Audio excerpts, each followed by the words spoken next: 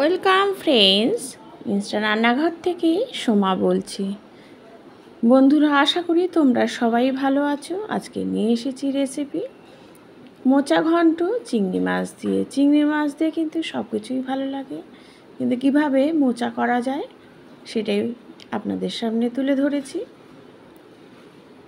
এটা হচ্ছে মোচার আমি খোসাগুলো খুলে নিয়ে কিভাবে মোচাটা ছুলতে হয়, কিভাবে ছুলতে হয় আমি দেখাচ্ছি না, সবাই জানে, কিন্তু কোন জিনিসটা জাস্ট শুধু ফেলতে লাগে সেটাই আমি দেখাবো তোমাদেরকে।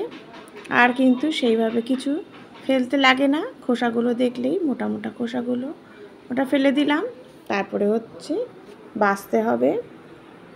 কীভাবে বাছতে হবে তোমাদেরকে আমি একবার দেখিয়ে দিচ্ছি, দেখো, ভালো লাগবে। তাহলে অনেকেই আছে জানো না। দেখো, এই শক্ত যে জিনিসটা, তার সাথে যে একটা সাদা রঙের খোল আছে, ওইটা শুধু ফেলে দিলেই, তারপরে তোমরা যেইভাবেই কাটো না কেন, অনেকেই আছে ভালো কাটতে পারো না, কিন্তু প্রেসারে সিটি মেরে নেবে, দেখবে কোনো অসুবিধাই হবে না। দেখো কত সুন্দরভাবে মিহি করে নিয়েছি, তাহলে রান্না করতে খুব ইজি হবে। চিংড়ি মাছ আর আলুও রেডি করে নিয়েছি। ফোড়ন দিলাম শুকনো লঙ্কা আর তেজপাতা আর গোটা জিরে।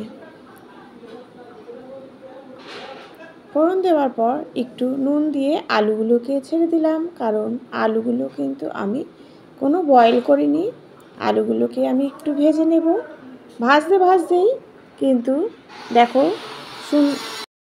দেখো কত সুন্দরভাবে ভেজে নিলাম। একটু হলুদ দিচ্ছি, কারণ চিংড়ি মাছ দেবো এবার আমি। চিংড়ি মাছগুলো কিন্তু কোনো আলাদা করে তুলে রাখার কোনো দরকার নেই, এইভাবে একসাথেই করা যায়।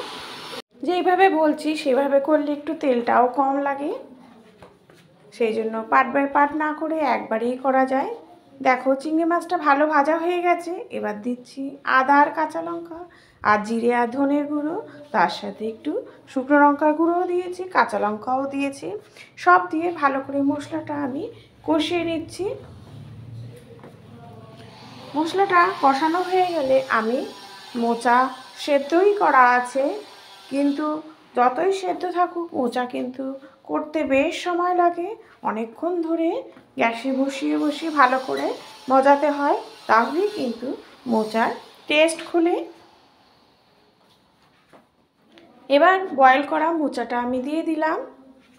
হাত দিয়ে একদম চিপড়িয়ে জলটা কাচিয়ে নিয়ে তারপরে দেখো মোচাগুলো একদম মিহি হয়ে যাবে। এভাবে করবে, তাহলে মোচা অনেকক্ষণ গ্যাসে বসিয়ে রাখতে লাগবে না।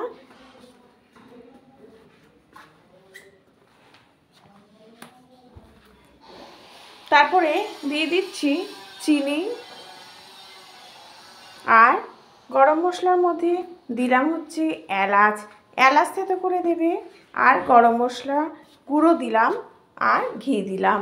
তাহলে এবার আমি ভালো করে কষিয়ে নেব। রেডি হয়ে গেল। Thank you.